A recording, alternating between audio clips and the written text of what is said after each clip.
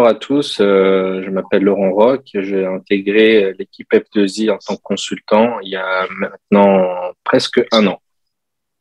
Opportunité Actuellement, mission. j'interviens pour un client bancaire que je ne peux pas citer Mhm. et basé à la Défense et j'interviens en direction de projet principalement.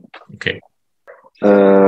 Pour vous faire une petite description de mon parcours, l'année dernière, j'étais encore salarié jusqu'à la mi-année où je suis parti d'un grand éditeur de logiciels et par la suite, j'entendais parler déjà à ce moment-là beaucoup du portage salarial, mais je ne connaissais rien. Donc, j'ai eu l'occasion d'être mis en relation avec Salim par une connaissance qui m'a tout de suite expliqué comme vous êtes actuellement spectateur de ce webinaire. J'ai participé aussi également à ce webinaire, ce qui m'a permis de mieux comprendre qu'est-ce qu'était le portage salarial et de comprendre aussi les différences avec le statut de freelance. Donc, je me suis lancé dans cette aventure-là en octobre dernier, donc ça fait bientôt un an, et j'ai découvert en fait une entreprise à taille humaine où il y a certes de nombreux consultants, mais où on arrive quand même à se voir assez régulièrement, à échanger les uns les autres de manière digitale ou même en live quand on fait des réunions avec l'équipe F2I. J'ai trouvé beaucoup d'avantages dans ce statut-là par rapport au salariat où je pense que je ne reviendrai pas avant un très long moment.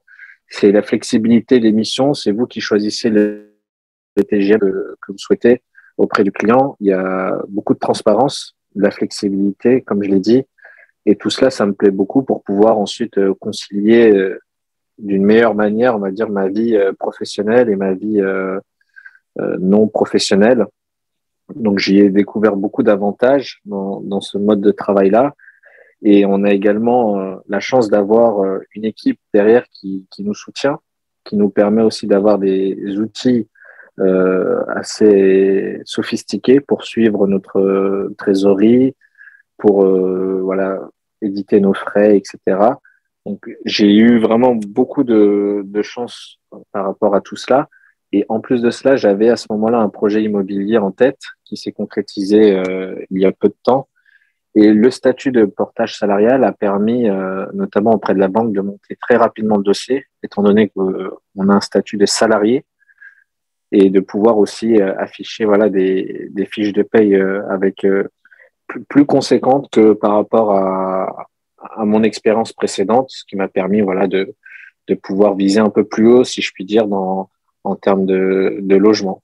Alors, en fait, l'avantage du portage salarial, c'est que vous décidez de quelle manière vous voulez être payé.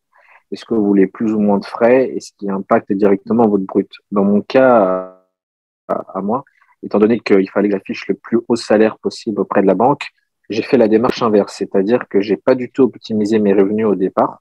J'étais, on va dire, un salarié classique, donc, ce qui implique forcément des taux d'imposition assez élevés, mais c'était pas un problème parce que le temps de recueillir les fiches de paye nécessaires, montrer le contrat de travail aussi que vous allez probablement avoir si vous rejoignez l'équipe F2I, tous ces documents-là sont nécessaires, comme vous le savez, pour un projet immobilier et ça rassure aussi les banques.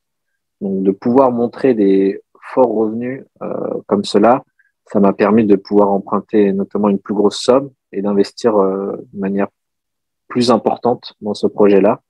Dès lors que mon projet était passé auprès de la banque après la signature de tous les documents, j'ai fait l'inverse, c'est-à-dire que j'ai réduit du coup mon salaire brut et du coup, ça m'a permis de dégager plus de trésorerie, de payer aussi moins d'impôts. Et toute cette flexibilité-là, bah, vous pouvez pas l'avoir en tant que salarié, alors qu'en portage salarial, vous avez cette chance de pouvoir moduler vos ressources en fonction des événements de la vie et de ce que vous souhaitez faire ou non. Voilà mon retour d'expérience de FDJ.